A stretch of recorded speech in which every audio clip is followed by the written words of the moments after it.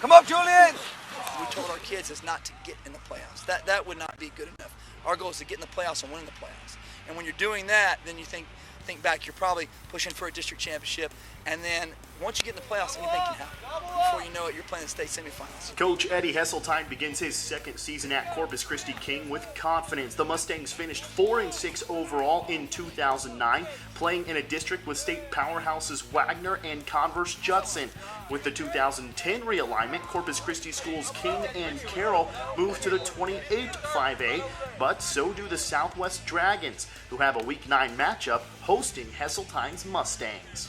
It doesn't hurt to lose at Judson or Wagner, but Southwest is just as good, and they're competing in the third and fourth round every year as well. What helps us more than anything is being in the 16 district. The odds of getting the playoffs are better. 4 of those 6 will be heading to the postseason.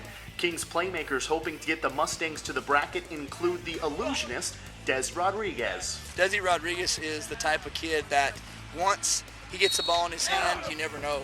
And with him being a threat to be able to throw or run and run the option, it puts a lot of pressure on teams. Rodriguez combined for more than 1,300 total yards last season while scoring 17 touchdowns, playing time under center as Coach Hesseltine implemented a new system at King. The pre-Hesseltine era under longtime coach Jim Elam featured a Mustang herd that ran the power I straight downhill football. Now it's an option attack that keeps the defense guessing. We have multiple threats. We have at least 4 running backs, and we call our quarterback is almost like a running back, all at the same time. So they all can possibly get the ball. They also are all threats, and then we can throw the ball to our receivers out wide too. 4-3! 1, 2, 3, 4! It's a system that produced only 2 district wins last season, but has King poised for big improvements in 2010. Bought in 100%, even from our boot camp until through the off season, through the summer. They bought into everything that we've done, and it's just made us more effective. We've come out here on the first day and done more on the first day than it took 2 weeks to do last year. It helps to have experience on the offensive line returning and ready to power the Mustangs' option attack.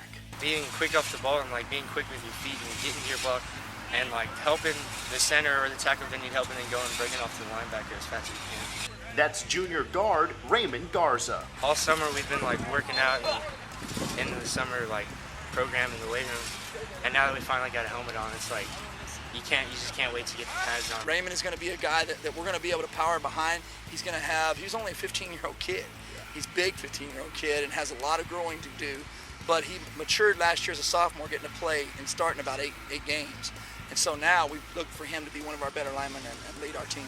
As do college coaches one day. As a sophomore last year, Garza was already being scouted for the next level and is a FBS prospect. It's a lot of pressure to keep up the work and keep going hard.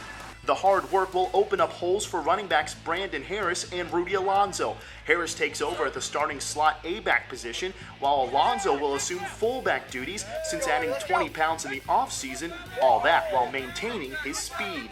The key for King is putting it all together in what should amount to a tight race for the playoffs and an exciting district to watch this fall, as Coach Hesseltine's troops go for the goal of winning and winning in the playoffs. 1, 2, 3, 4!